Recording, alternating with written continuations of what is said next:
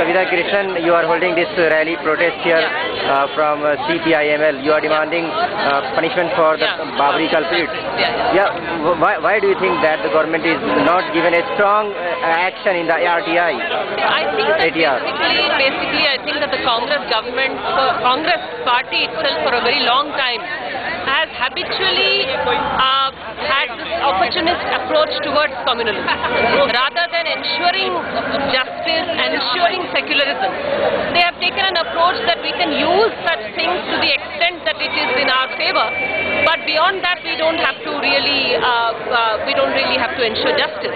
Which is why even at the time of the Babri Masjid demolition, their inaction, they allowed the Babri Masjid demolition to happen. And today again their inaction is allowing the Sangh and BJP leaders to get away with the crime that they committed. So basically we are saying, we are demanding that this culture of impunity should stop, and the Liberhan report is out with all its weaknesses. The Liberhan report has weaknesses. It has tried to protect the Narasimha Rao government.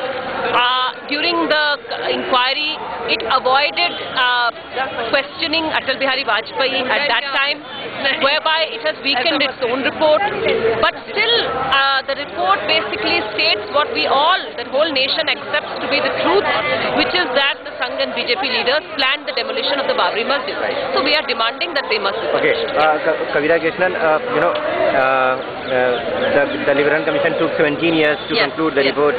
How long do you think the government will take to punish the culprits? I don't think that the government on its own wants to do any such thing, such as punish the culprits.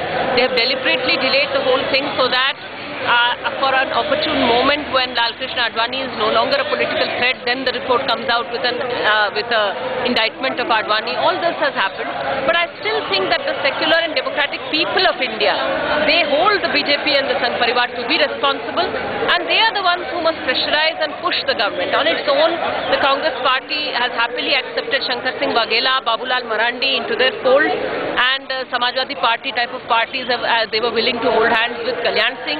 So from such parties we cannot expect any real commitment towards justice or secularism. It is the people who are committed to justice and secularism, the democratic forces and the secular forces, who need to raise our voices in a stronger and more effective manner. Thank you.